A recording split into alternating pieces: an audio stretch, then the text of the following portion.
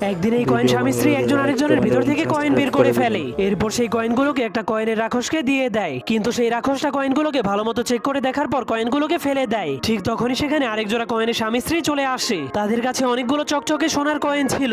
এরপর তারাও তাদের ভিতর থেকে দুইটি সোনার কয়েন বের করে সেই রাক্ষসকে দিয়ে দেয়। এমনকি কয়েনের রাক্ষসকে খুশি করার জন্য একটা এক্সট্রা কয়েনও দিয়ে দেয়, যার ফলে সেই কয়েনের রাক্ষস অনেক খুশি হয়ে সেই কয়েনটাকে তার গলার ভিতরে রেখে দেয় আর বাকি দুইটি কয়েনকে মেশিনের মধ্যে ঢুকিয়ে দেয়, যার ফলে সেই মেশিনের ভেতর থেকে একটা কয়েনের বাচ্চা বের হয়ে আসে। যা দেখার পর সেই গরিব কয়েনের জোড়াটা কান্না শুরু করে দেয় আর রাক্ষসকে বলে দয়া করে আমাদেরকেও একটা বাচ্চা দিয়ে দিন। কিন্তু সেই রাক্ষসটা তাদেরকে বলে চকচকে সোনার কয়েন দিতে না পারলে তোমাদেরকে কোনো বাচ্চা দিব না। যা শোনার পর গরিব কয়েনের জোড়াটাও সেই রাক্ষসটাকে খুশি করার জন্য একটা পুরনো সোনার কয়েন উপহার দেয়। কিন্তু রাক্ষসটা কয়েনটাকে দেখার পর বুঝতে পারে সেটা অনেক পুরনো, যার কারণে সে তাদের কাছে আরো কয়েন চাইতে শুরু করে। এজন্য তারা শুধুমাত্র একটা বাচ্চার জন্য তাদের সবগুলো কয়েন খুলে খুলে শয়তান রাক্ষসটাকে দিতে শুরু করে দেয়, যার ফলে এবার রাক্ষসটা অনেক খুশি হয়ে দুইটা কয়েনকে মেশিনের মধ্যে ঢুকিয়ে দেয়। ঠিক তখন